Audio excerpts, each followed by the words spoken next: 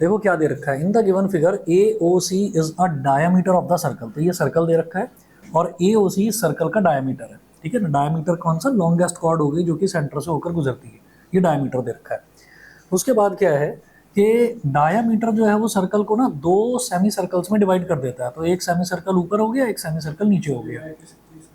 अभी बता रहा हूँ, सब समझा रहा हूँ। सबसे पहले क्या देखेंगे, ए ओ सी सर्कल का डायमीटर है। फिर हमने क्या करा कि ये जो आधा सर्कल है यानी कि सेमी सर्कल है, इस पर एक पॉइंट ले लिया बी। अब ए से बी तक जो ये आर्क जारी है, इस पाथ को मैंने ए एक्स बी बोल दिया। क्वेश्चन में दे रखा है ये ए एक्स बी, ठीक है। सिमिलरली बी से लेकर सी तक जो आर्क बन रही है, इसको हमने बी वाई सी बोल दिया, ठीक। अच्छा, अब क्या है यहाँ पर दे रखा है कि arc A X B is equal to arc B Y C. तो ऐसे लिखेंगे, आप ऐसे लिखेंगे, given given arc A X B is equal to half of arc B Y C, half of arc B Y C. तो A X B, ए से B तक रास्ता है ए एक्स बी, तो ए एक्स बी आर्क का मतलब उसका जो कॉरस्पॉन्डिंग एंगल है ना, वो भी इसी, उनमें भी यही रिलेशन होगा। आर्क्स में जो रिलेशन है उनके कॉरस्पॉन्डिंग एंगल्स में भी यही रिलेशन होगा। अगर मैं आर्क ए एक्स बी की बात कर रहा हूँ तो ए एक्स बी ये सेंटर पर क्या एंगल बना रहे हैं, ये तो क्या बोलेंगे, angle A O B. It implies that angle A O B, और बी वाई सी, तो it implies that angle B O C, half angle B O C, ठीक है ना। दोबारा सुन लो। ऐसा होता है कि जब भी कभी हमको कोई दो आर्क्स इक्वल दे रखी होती है ना, जब कोई दो आर्क्स इक्वल दे रखी होती हैं, तो उनके कॉरस्पॉन्डिंगली जो सेंटर पर एंगल बनते हैं वो भी इक्वल होते हैं, ठीक है। तो जैसे देखिए ये ए एक्स बी, ये जो आर्क है ए एक्स बी, ये सेंटर पर जो एंगल बनाएगी, ये वाला एंगल, ये वाला एंगल, इसको आप क्या करें, स्मॉल एक्स बोल दीजिए। और इसी तरह से ये जो बी वाई सी है, बी वाई सी जो सेंटर पर एंगल बनाएगी, उसको मैंने वाई बोल दिया। तो arc A X B arc B Y C के हाफ के इक्वल है, तो इसका मतलब ए एक्स बी जो एंगल बना रही है, मतलब एक्स एंगल, वो भी हाफ ऑफ वाई के इक्वल होगा। बस सिंपल ये है कि जो भी आर्क्स में रिलेशन है उनके कॉरस्पॉन्डिंग एंगल्स में भी वही रिलेशन होगा। समझ गए मेरी बात, ठीक है। तो आर्क्स में रिलेशन क्या था कि ए एक्स बी आर्क जो है, हाँ जी दोबारा बोलो।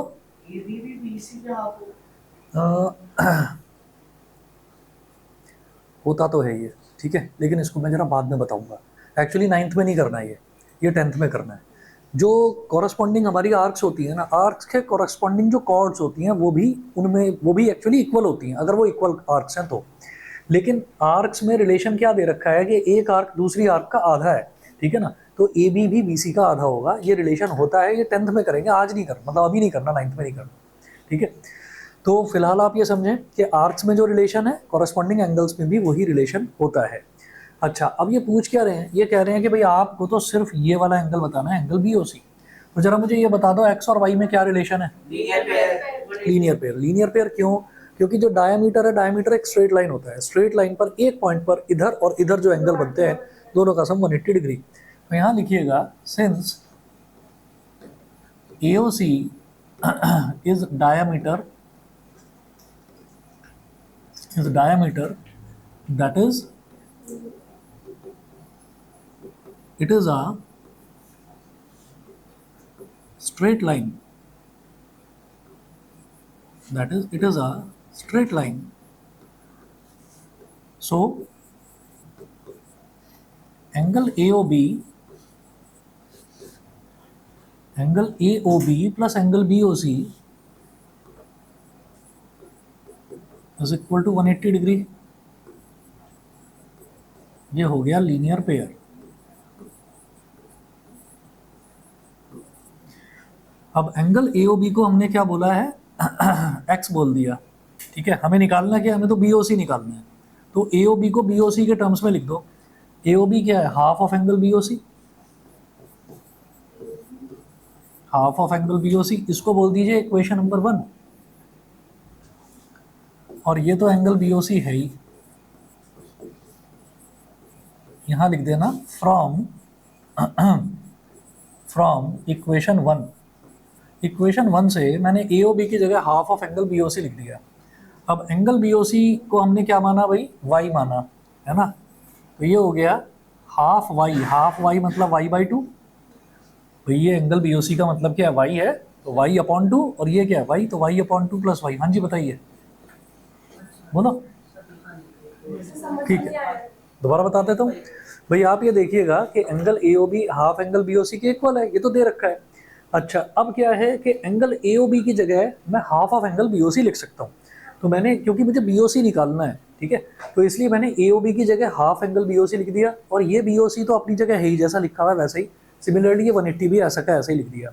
अब एंगल बी ओ सी को मैंने जैसा फिगर में देखिए, हमने इसको वाई माना है, तो ये हाफ ऑफ वाई क्या हो जाएगा, y/2, वाई का आधा, है ना। और बी ओ सी वाई हो गया, तो y/2 + y = 180 डिग्री।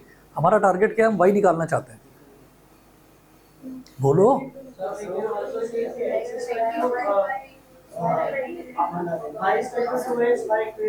हाँ, y = 2x बोल सकते हैं, लेकिन तब क्या निकलेगा, तब x निकलेगा, मुझे y निकालना है।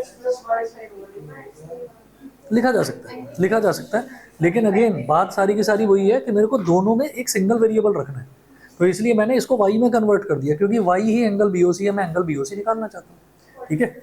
हाँ जी, अब जरा देखिए एलसीएम लेंगे, 2 × y, बातें नहीं भाई प्लीज, 2 × y, y + 2y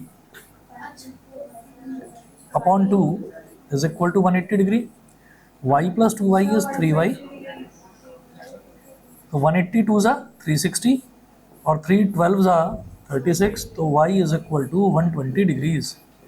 ये इसका फाइनल आंसर है कि एंगल बी ओ सी = 120 डिग्री। समझ गए होंगे, ठीक है। नोट कर रहे हो? करो फटाफट। एग्जाम्पल नंबर 6 देखिएगा। इन the given figure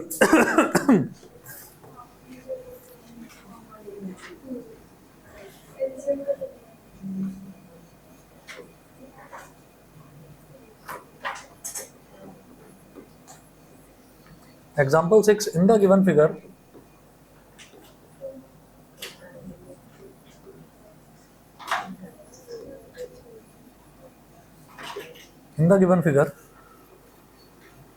OD is perpendicular to the chord AB.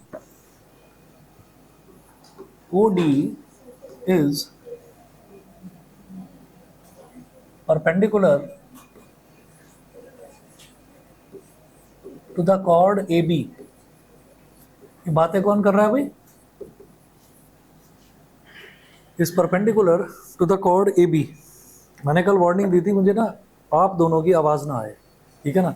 अभी नहीं करा वो कोई बात नहीं, मैं रिमाइंड करा रहा हूँ कि आप दोनों की आवाज़ ना आए। Is perpendicular to the chord A B of a circle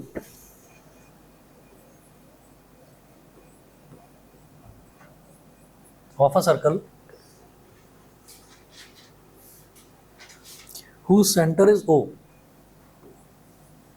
whose center is O,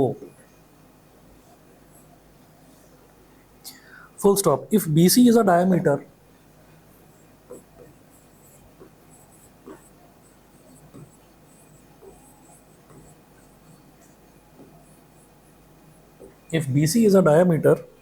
comma, show that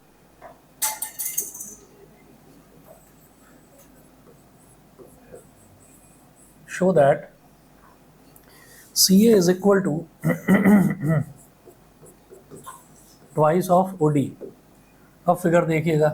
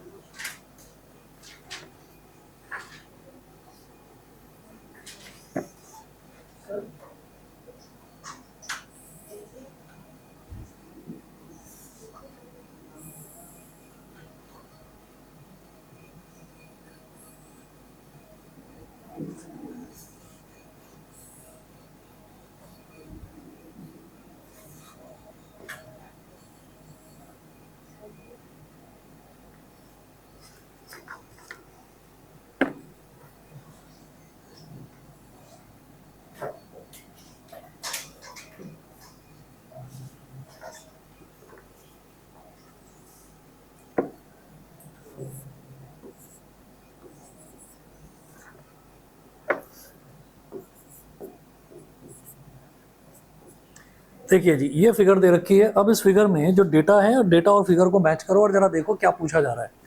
in the given figure OD is perpendicular to the chord AB। तो OD जो है, OD एक लाइन है, O हमेशा किसको represent करता है? Circle के सेंटर को। तो O से एक परपेंडिकुलर ड्रॉप करा जाता है कॉर्ड AB पर, ठीक है। अच्छा, तो OD is perpendicular to the chord AB of a circle whose centre is O। तो सर्कल जिसका सेंटर जो है वो O है। आगे चलते हैं। अच्छा, if BC is a diameter, तो BC एक इसका डायमीटर दे रखा है। Show that CA is equal to twice of OD। मेरे को ये शो करना है कि CA जो है वो OD का डबल है ना। ये चीज़ हमको शो करनी है। तो इसको ज़रा देखिएगा किस तरीके से करेंगे। हमारे पास यहाँ पर, हाँ, कौन सी थ्योरम? जो हमने अभी सर्कल की करी थी, अभी आएगा ना यूज़ उसका भी, ठीक है। हाँ जी, बताइए।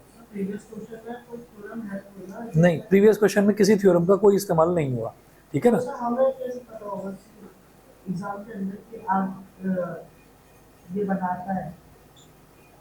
क्वेश्चन में दे रखा है ना। अच्छा, मतलब जो आर्क में जो रिलेशन है वही एंगल्स में रिलेशन है।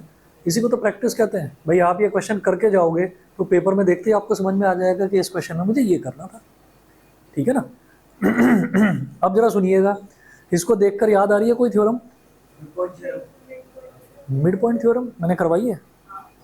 करवाई है? नहीं, क्वाड्रिलेटरल्स में तो करवाई थी, यहाँ तो ट्राइंगल है। और कुछ? तो mid point theorem, mid point कैसे पता चल रहा है? सर्कल की कोई थ्योरम? BC का सेंटर O है और AB का सेंटर D है क्या? ये बताओ, ये कौन सी थ्योरम है? हाँ, थ्योरम बता दो ना, थ्योरम क्या लिखोगे? बिल्कुल सही, ये थ्योरम है सर्कल की। पहले मुझे सर्कल की थ्योरम लगानी है, उसके बाद फिर मिड पॉइंट थ्योरम लगा देंगे। देखिएगा क्या है। Perpendicular from the centre of a circle to a chord bisects the chord, ठीक है। ये वाली थ्योरम आप लिखेंगे, ऐसे ही लिखेंगे।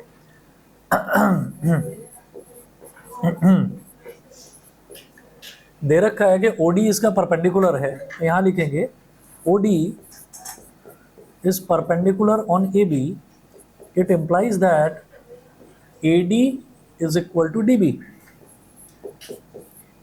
AD is equal to DB। इसको इक्वेशन नंबर 1 बोल दो और यहाँ पर ये कहिएगा, रीजन लिख देना, परपेंडिकुलर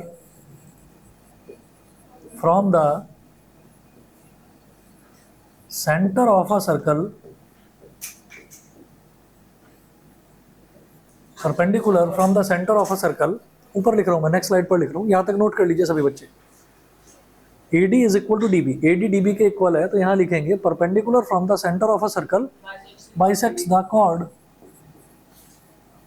bisects the chord।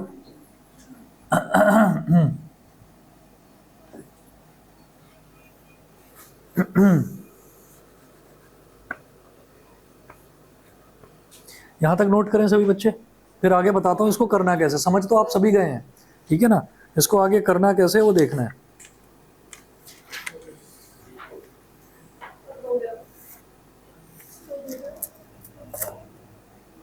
हो गया जी, चलो आगे। अच्छा, दूसरा,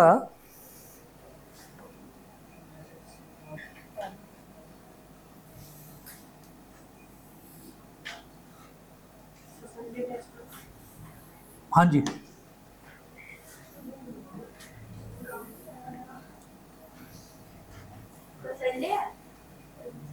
आई थिंक मैंने मंडे को बोला था ना आपको। संडे को ही है, चलो।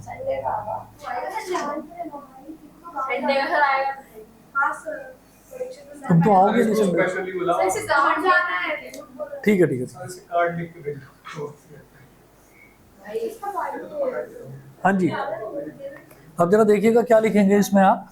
ये हो गया ना कि AD is equal to DB, फिर लिखेंगे O is the CO is equal to BO।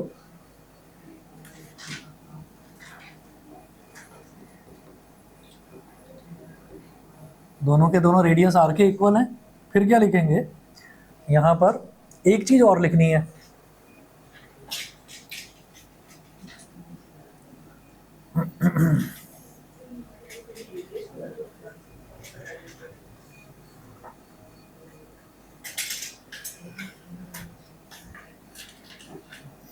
यहां लिखिएगा in triangle BAC,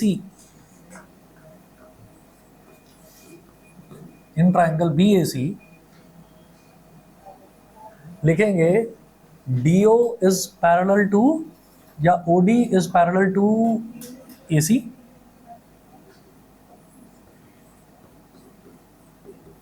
and OD is equal to half of AC। Reason में लिखिएगा the line joining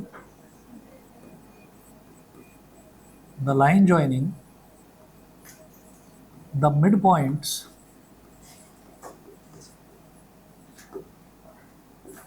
of two sides of a triangle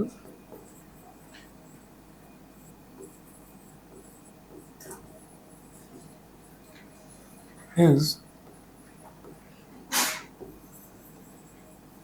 perpendicular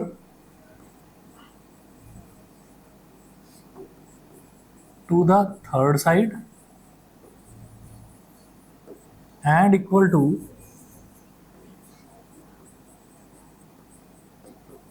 half of it, and is equal to half of it। ये हो जाएगा। तो मुझे prove क्या करना था, मुझे ये प्रूव करना था CA is equal to 2OD, है ना। तो CA क्या हो जाएगा 2OD। It implies that CA is equal to 2OD। ये प्रूव हो गया। सभी बच्चों को क्लियर है, बता दीजिए। ये मैंने एक्चुअली मिड पॉइंट थ्योरम लिख दिया। आप सिर्फ एक स्टेटमेंट मिड पॉइंट थ्योरम भी लिखेंगे ना तो भी चलेगा, है ना। पूरा लंबा स्टेटमेंट लिखने की जरूरत नहीं है, ठीक। CA is equal to 2AD, clear है, ठीक है। नोट कर रहे हैं, हाँ करो करो, ठीक है जी। ये हुआ हमारा एग्जाम्पल नंबर 6 के बाद में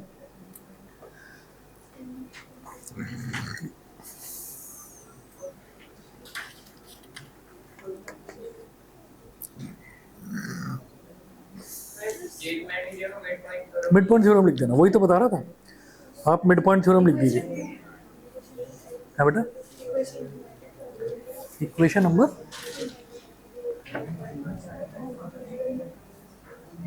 बस इक्वेशन नंबर 1 ही लिखा था, उसको 2 बोल दीजिए चाहे तो।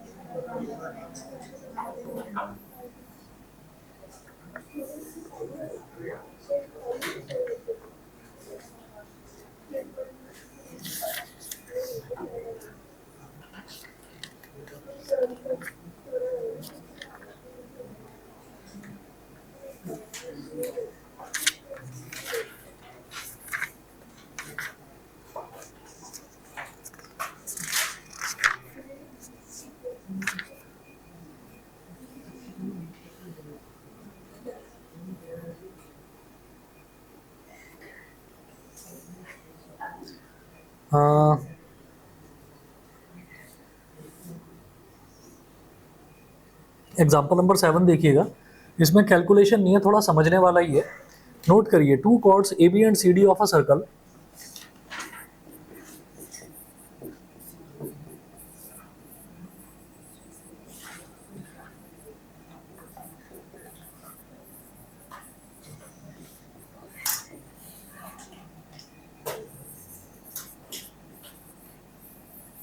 two chords AB and CD of a circle are parallel and a line small l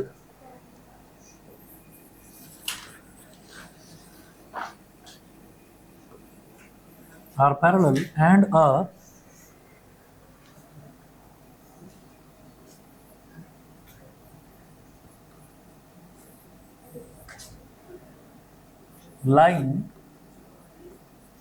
a line small l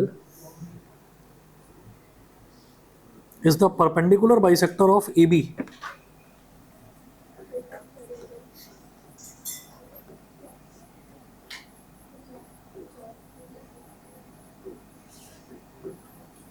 Is the perpendicular line L is the perpendicular bisector of AB. Show that L bisects CD.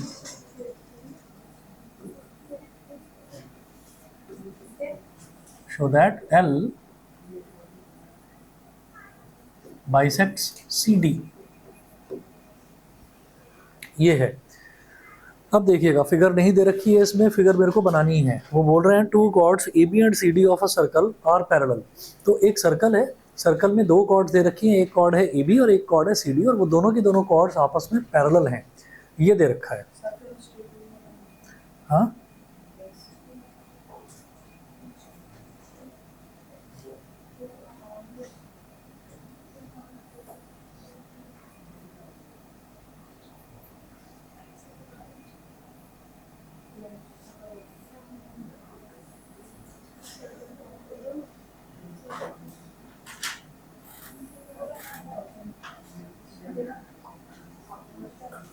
ठीक है। तो ये दो chords हैं, एक cord है A B और एक कॉर्ड है सी डी। ये दोनों की दोनों कॉर्ड्स जो हैं वो पैरेलल हैं एक दूसरे के। दोनों इक्वल हैं या नहीं है ये कुछ नहीं दे रखा है ना, हो सकता है एक बड़ी हो एक छोटी हो, वो कोई नहीं, लेकिन दोनों के दोनों पैरेलल हैं। Two chords A B and C D of a circle are parallel and a line L is the perpendicular bisector of A B. ठीक है, तो कोई लाइन एल है वो ए बी का परपेंडिकुलर बाइसेक्टर है, मतलब ए बी को बीच में से वो डिवाइड करती है और वो लाइन ना ऐसे कट करते हुए चली जाती है इस पूरे सर्कल को। ये हमारे पास लाइन एल हो गई। ठीक है, अब आप एक काम करें, इस वाले पॉइंट को बोल दीजिए A B C D E, और इस वाले पॉइंट को बोल दीजिए एफ। ठीक है, तो अब क्या बोल रहे हैं वो कह रहे हैं कि line L is the perpendicular bisector of A B. तो परपेंडिकुलर का मतलब ये 90 डिग्री बनेगा ऐसे एंगल, और ये वाली साइड और ये वाली साइड ये इक्वल होगी। यहाँ तक बता दीजिए, यहाँ तक समझ गए? ठीक, अच्छा तो आप ये लिखेंगे इसमें, since L is the perpendicular bisector, since L is the perpendicular bisector of AB, since small l is the perpendicular bisector of AB,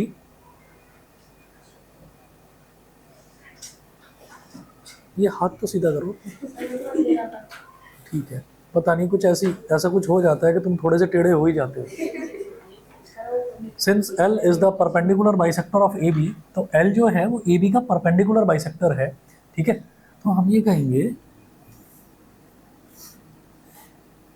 it implies that L, हाँ मतलब A is equal to E B तो हो ही जाएगा। L passes through the centre of this circle,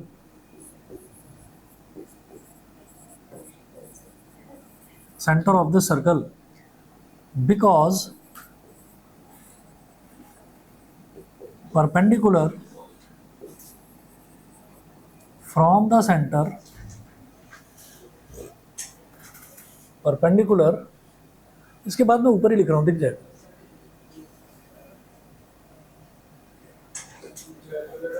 perpendicular from the center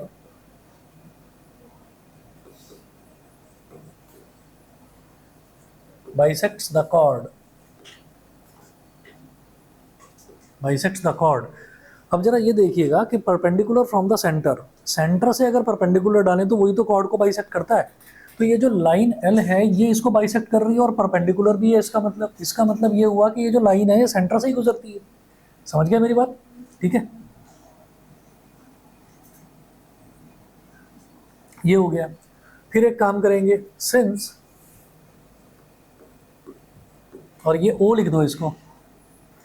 ये तो clear हो गया कि यही जो लाइन एल है ये सेंटर से गुजर रही है, क्योंकि अगर हम ये कहें कोई एक स्ट्रेट लाइन है वो बाइसेक्ट कर रही है किसी एक लाइन को, कॉर्ड को बाइसेक्ट कर रही है ये लाइन एल। अब बाइसेक्ट करने वाली तो न जाने कितनी सारी लाइंस हो सकती हैं, ठीक है, लेकिन परपेंडिकुलर बाइसेक्टर एक ही होगा। समझ रहे हैं? बाइसेक्ट करने वाली तो न जाने कितनी सारी लाइंस हो सकती हैं। जैसे मान लीजिए मैंने कहा कि एक लाइन ये है, ये इसका मिड पॉइंट है। हाँ, दोबारा बता रहा हूँ, हमने कहा कि मान लीजिए ये एक लाइन है और ये इसका मिड पॉइंट है, तो मैंने कहा कि ये वाली लाइन क्या कर रही है, बाइसेक्ट कर रही है जी इसको।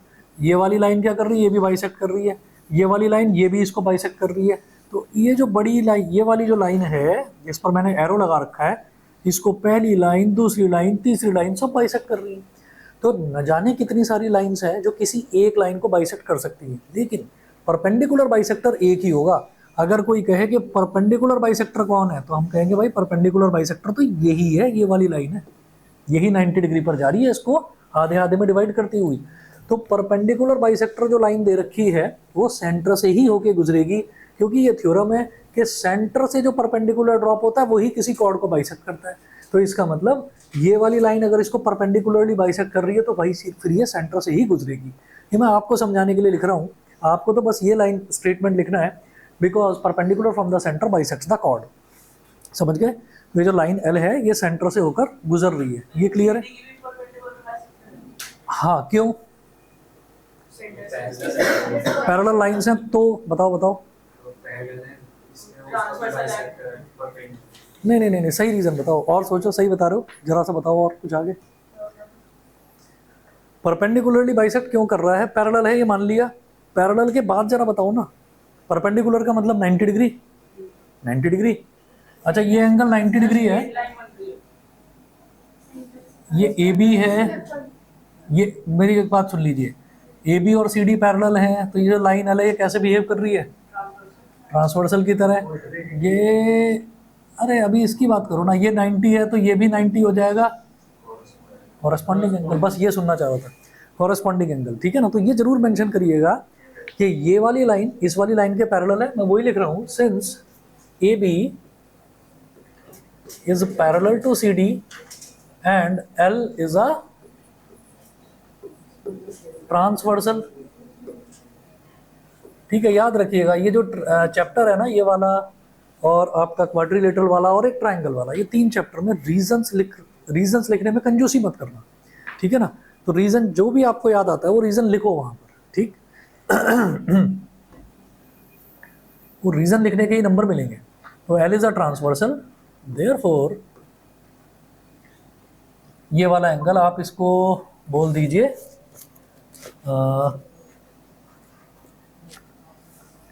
इसको बोल दीजिए, हाँ बोलो। बेटा सिग्नल की तुमसे कुछ बोल रहे हैं क्या वो? ये बकवास करनी जरूरी थी अभी?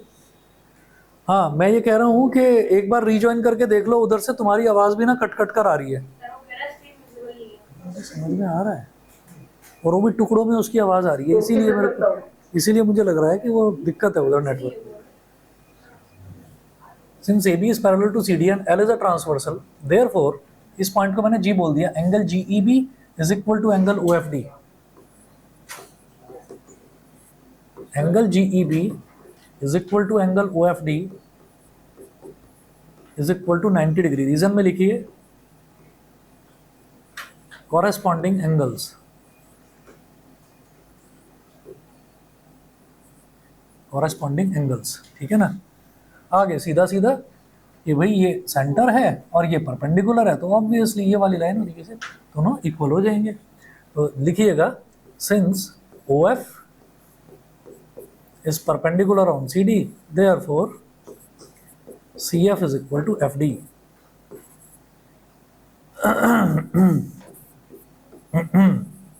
प्रूव्ड। रीजन में फिर वही लिख देना कि perpendicular from the center bisects the chord,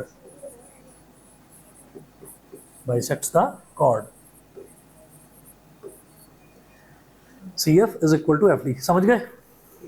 हाँ बताओ ना। सर जो हम सिंस के दूसरा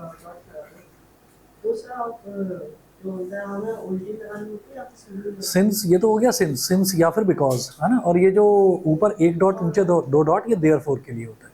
Since OF is perpendicular on CD, therefore CF is equal to FD, because perpendicular from the center bisects the chord। ये रीजन लिख दिया नीचे, हो गया प्रूव। यही मेरे को प्रूव करना था, समझ गए?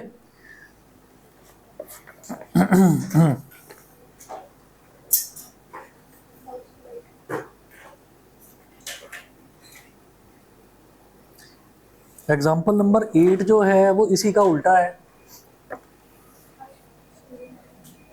नोट कर लिया सभी ने? Yes sir. हो गया। ऑनलाइन वाले बताएं भाई, दक्ष, शौर्य, मान्या, नोट कर लिया? Yes sir. ठीक है। एग्जाम्पल नंबर 8 इसी का उल्टा है, देख लीजिए कैसे। उल्टा मतलब converse.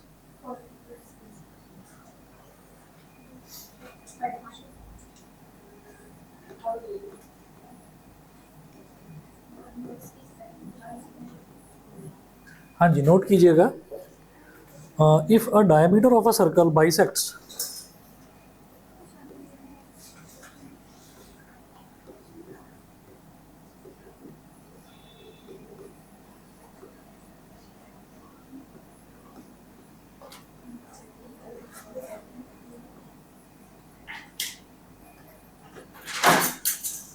if a diameter of a circle bisects each of the two chords of a circle,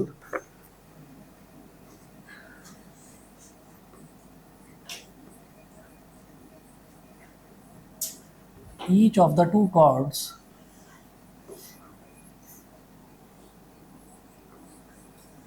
of a circle, each of the two chords of a circle, comma, prove that the chords are parallel.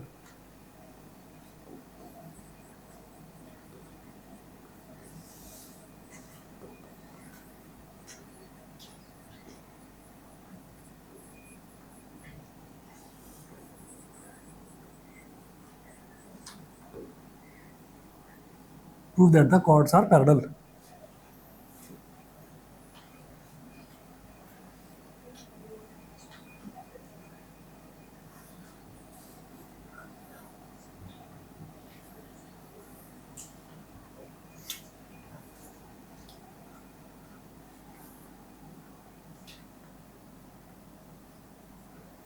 अब मैंने इसमें एक diameter बना लेना है।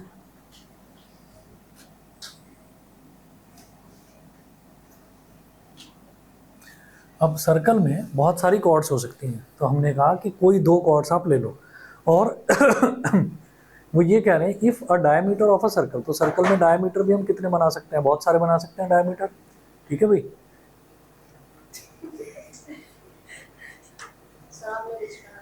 बड़ी गहरी दोस्ती है भाई, है ना?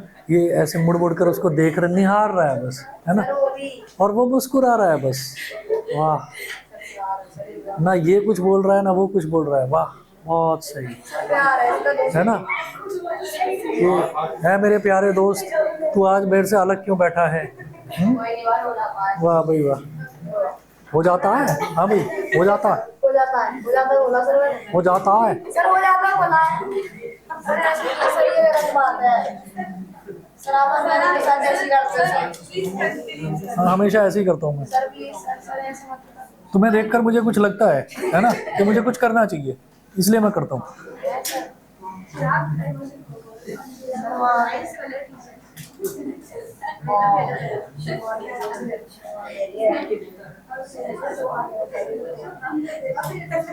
मतलब मैं कुछ बोल दूं, आप सबको मौका चाहिए बस। हाँ, चलिए जी, तो जरा देखो, if a diameter of a circle, वही बता रहा हूँ इसको मैं, अभी बता रहा हूँ, रुक जाए। अभी ये ओ कौन बोल रहा है, अभी मैं बताता हूँ, एक मिनट।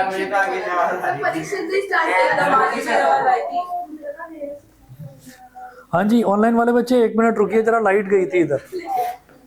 लाइट चली गई। ये तो कुछ नहीं बोला, ये तो शांत था। सर नहीं, इसकी आवाज़ तो अलग है। ये आरव बोला होगा पक्का। नहीं, अच्छा, आरव का मूड थोड़ा अलग है आज थोड़ा सीरियस है लग रहा है। समझ गया मैं। मौन व्रत।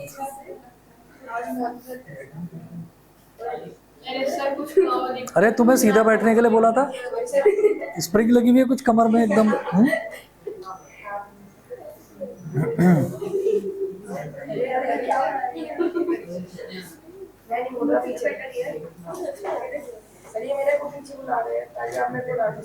बिल्कुल बिल्कुल।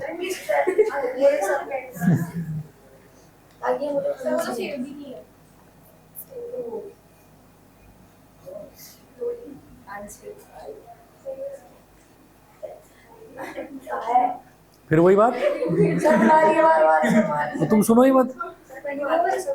तुमने पेन मारा इसको। यस सर, सर मेरे को बोल नहीं रही है सर, यहाँ पे अभी मैं दिखा नहीं सकता सर। अच्छा अच्छा, ओके ओके ओके, थोड़ा ज़्यादा जोर जोर से चोट लग गई होगी।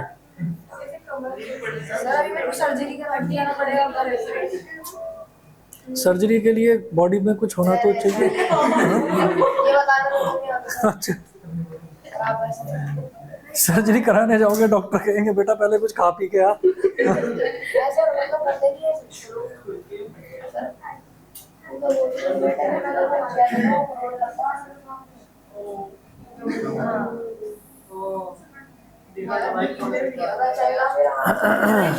तुमने कुछ बोला? सर मेरे को उसने बोला, किसने? शादी के सर उसने की। मुदित, गलत बात है ना। अच्छा वैसे ये एक मिनट, मैं ऐसा लिख देता हूँ अपने घर के बाहर के आ जाइए, 9th क्लास वाले बच्चों के मुकदमे यहाँ पर सुलझाए जाते हैं, है ना। मतलब मैं पढ़ाने से ज्यादा तुम्हारे मुकदमे निपटाता रहूँ कि आज मुझे इसने बोला। हाँ शायद, हाँ यस,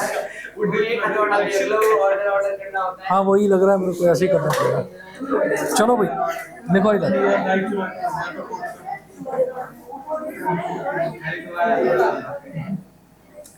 चलिए जी, अब देखिए, if a diameter of a circle bisects each of the two chords, हमें ना कोई दो कॉर्ड्स दे रखी हैं और डायमीटर उन दोनों कॉर्ड्स को बाइसेक्ट कर रहा है, ठीक है। डायमीटर बाइसेक्ट कर रहा है, तो डायमीटर तो सेंटर से होकर गुजरता है, और सेंटर से अगर कोई लाइन किसी कॉर्ड को बाइसेक्ट कर रही है तो भाई परपेंडिकुलरली बाइसेक्ट करेगी, समझ रहे हैं, ठीक। तो यहाँ पर वो कह रहे हैं if a diameter of a circle bisects each of the two chords of a circle prove that the chords are parallel, ये प्रूव करना है।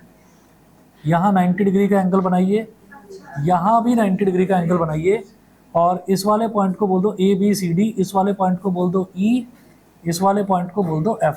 यहाँ पर लिखिएगा कि since diameter,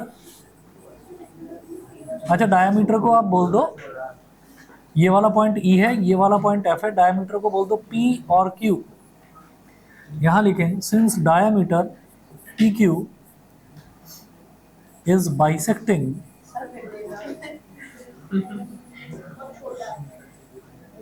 since diameter PQ is bisecting the chords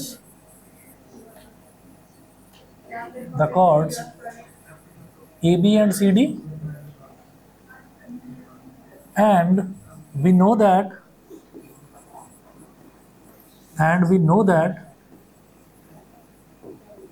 diameter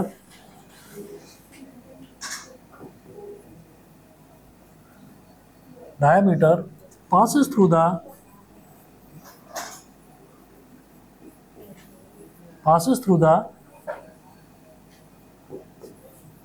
center of a circle, ठीक है। ये जो लिख रहा हूँ ना इतना सब कुछ, तो इसमें आप ना एक चीज़ याद रखिएगा, आप लोगों को भी ना यही प्रैक्टिस फॉलो करनी है।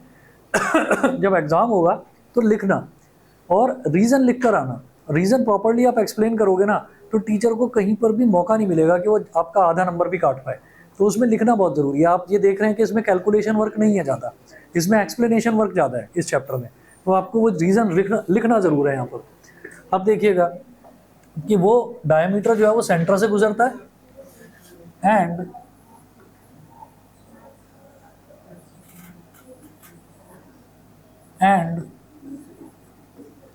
perpendicular from the center,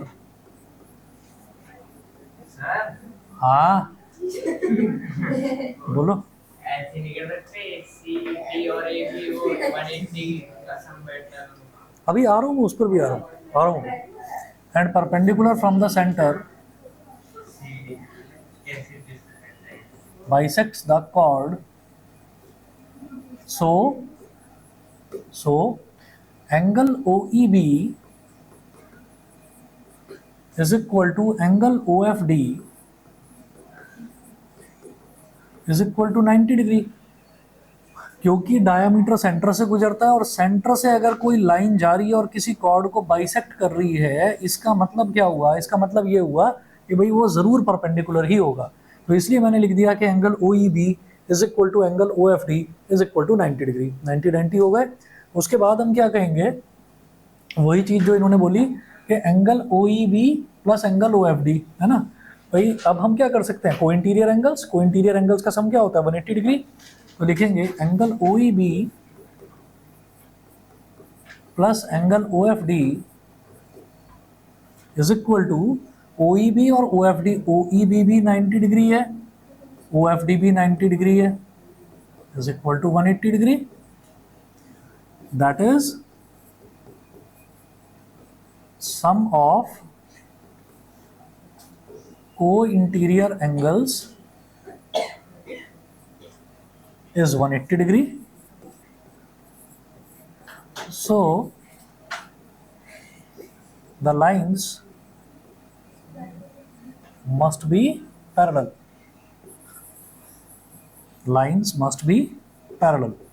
That is AB is parallel to CD। मुझे यही चीज यहां पर प्रूव करनी थी, ठीक है जी। ये हो गया, बस आज इतना करिए। इससे रिलेटेड मैं आपको क्वेश्चंस भेजता हूँ, वो करके लेकर आएंगे, ठीक है ना।